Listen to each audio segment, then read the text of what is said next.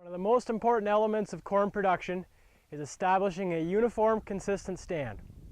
It's one thing to do this in the spring, it's another thing to go back and make sure you've got what you think you've got. Every corn grower should evaluate their stands in the spring after planting to very much closely examine how their planter performed and be able to isolate elements that can help them in the future. Look at problems that your planter has, things you can fix for the future, things that are causing you problems.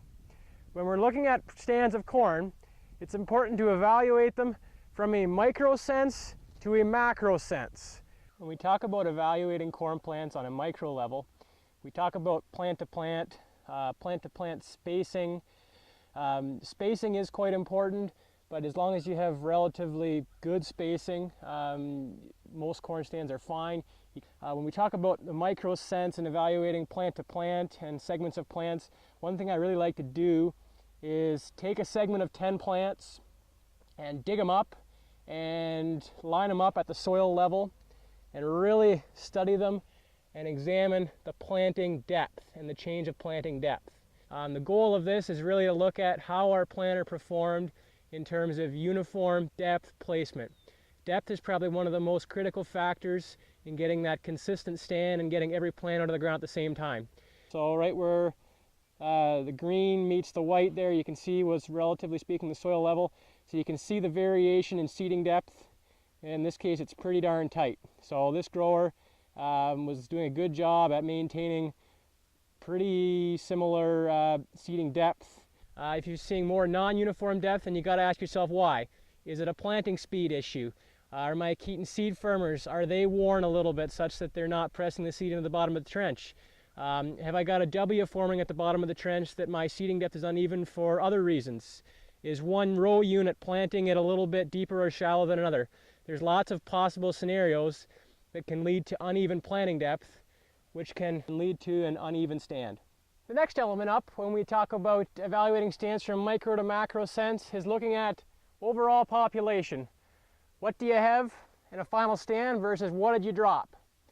Normally, in optimal situations, we look at losing approximately 7% of what we plant. So looking at your final stand versus what you dropped can give you an indication of how successful you were, not only in your plant's performance, but also in how it handled the weather events that you were presented with.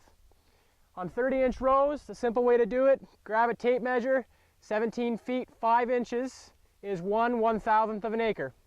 You count the number of plants in that distance. You can do it on both sides of the tape and then average them, and that'll give you the number of plants in 1/1000th of an acre. You multiply by 1,000, that's your final stand. So in this case,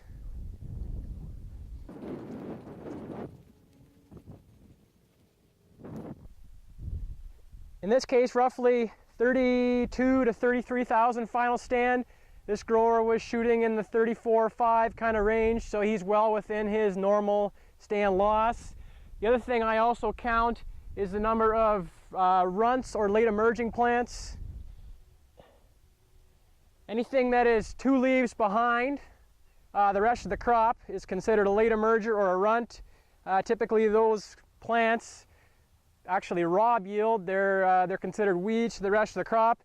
In this situation, in this stretch of plants, we have 1 runt within the 1/1000th of an acre. So you're within tolerable limits in this situation. So we would normally do this 1/1000th of an acre calculation in 6 to 8 different areas of the field, comparing soil types, topography, making sure our planter dropped what it was supposed to drop in different areas of the field equally. And finally, look at your planter's performance and look at your corn stands across the entire field. Front to back, different soil, different topography. Consistent emergence, uniform stands are the key to high yield corn production.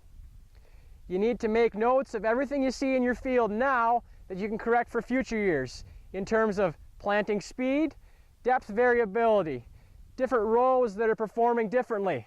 Is one row seeding shallower than another? Are you seeing differences in terms of spacing? Are there any kind of differences from the front to the back that would indicate planting depth differences across the field that you should be taking into account? Residue differences. that maybe you need to be adopting trash whippers into your program. Anything that you can take note of that influences the final uniformity of the stand is really going to help you at the end of the day.